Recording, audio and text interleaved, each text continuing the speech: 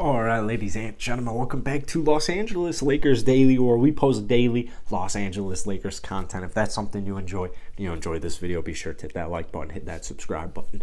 Today we're going to be talking a little bit more about Kai Sotto possibly joining the Lakers. Another day where I don't see Kai Sotto on any mock drafts. So actually, maybe 10 to 15% of mock drafts, I'll see Kai Sotto kind of somewhere around like the late 40s, maybe early 50s. So that's late second round.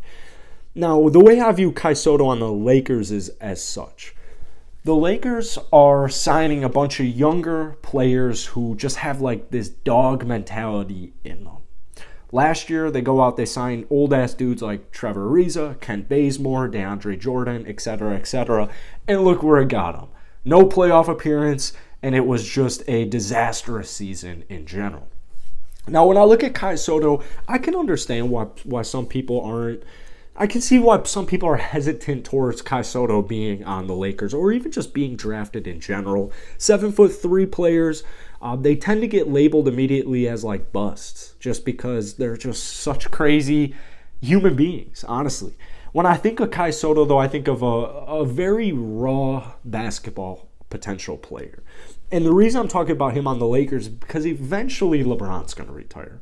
And when LeBron does retire, AD's gone, Russell Westbrook's gone. Everybody on the team at this current point is for the most part gone. Maybe 10% of the players they'll keep, like if they still have Taylor, maybe.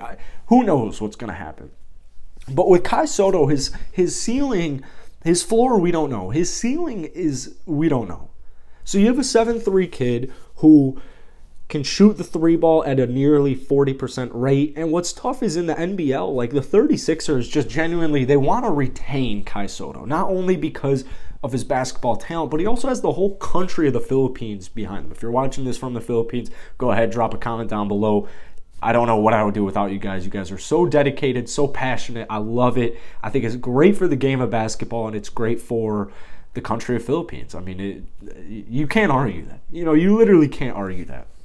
So, will Kai Sotto be a day one starter? No. Unless some team is super high on him that they want to take him in the lottery. Unless Kai Sotto gets drafted in the lottery, he will not be a day one starter. If he gets drafted in the lottery, it means a team views him as that talented, that much potential that they want to see him on the floor immediately. What happens with these European players, these Australian players, these players from overseas, is they're a little bit more acclimated to professional basketball.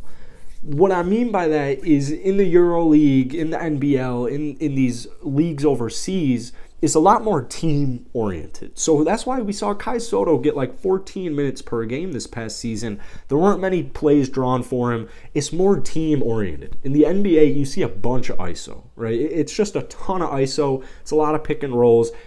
Overseas, it's just like actual team structures. So you look at Josh Giddey in the NBL. I mean, he didn't statistically blow anybody's minds. Not too many people were like that crazy on him, but there were a good portion of basketball enthusiasts, Australian fans that were like, yeah, Josh Giddey can giddy up. Like, he can definitely hoop. And I think we'll see something very similar with Kai Sotto. I'll look at the Houston Rockets, my favorite basketball team. I live here in Chicago, so I like the Chicago Bulls. I also like the Houston Rockets because it was the first basketball team I started covering.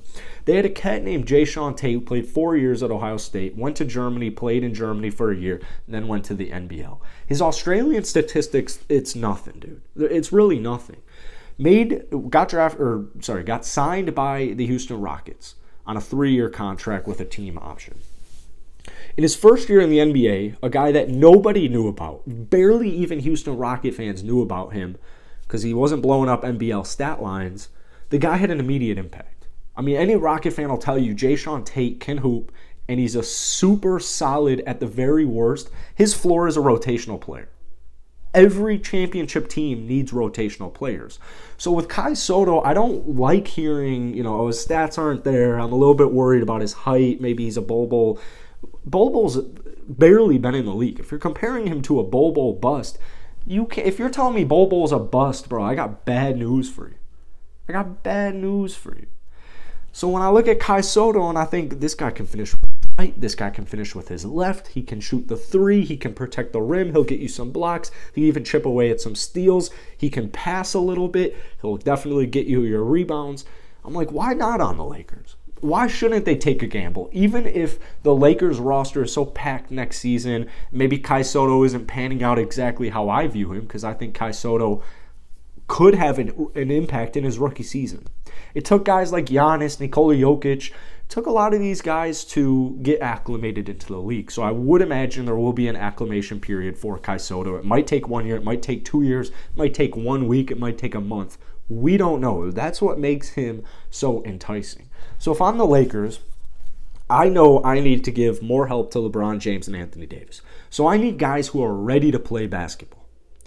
The thing with Kai Sotto is, even if he's not ready to play basketball, you have a guy who should be ready to play basketball relatively soon. So is it a little bit risky because your team is trying to win a championship right now and every roster spot counts? Yes. But at the same time, if the Lakers currently are signing all these undrafted free agents from last season, hoping that they make the roster, why wouldn't you at least take the gamble? You're the Lakers. You have money. You can get the pick. You can get a second-round pick. I'm not saying the Lakers need to go out here and get a late first-round pick, make a crazy trade to draft Kai Sotto. But what I am saying is, if you start getting to pick 45, 40. You start looking at 40. All right, Kai Sotto's not been drafted yet. We're keeping an eye on this. 45, no draft. 50, no draft. I'm picking up the phone. I'm making a trade. Because I'm like, there's no way Kai Sotto is still undrafted. At the same time, you could say, well, if it's 50, maybe you don't use some money. But it's the Lakers, bro. They have plenty of money. They can get a second-round draft pick. So, like I said, I can understand why some people are hesitant, but I promise you, and it's a little bit harder to come by because in the NBL, he wasn't getting plays drawn up for him. Like they were definitely, the NBL, the 36ers, the team he played for, they were definitely trying to keep Kai Sotto a little bit on the wraps. They were definitely trying to keep him a little bit more low-key and not unleash him, not only because you want to retain him, but also this is just a little bit more of a team-oriented structure. You got to work your way up there. So I'm very curious what you guys have to say down below. It's been relatively, I'd say like 80% of people are saying, yeah, I'd take a gamble on Kai Sotto if I'm the Lakers. Then 20% are like, nah, dude, we need to win right now. Kai Sotto's a little bit of a gamble, which I can understand. He could be a project player. Like Kai Sotto's a raw player. So do I view him as necessarily, I wouldn't go as far to necessarily say he's a complete project player, but there's a project involved. I mean, there's a project involved with every rookie, every young cat coming into the league. So I'm curious to hear what you guys have to say. Go ahead, drop a comment down below. I'd love to read it. That's really it, man. Hit the like button, hit that sub button for daily Lakers content. And if you want more Kai Sotto videos, go ahead, drop it down below. Peace.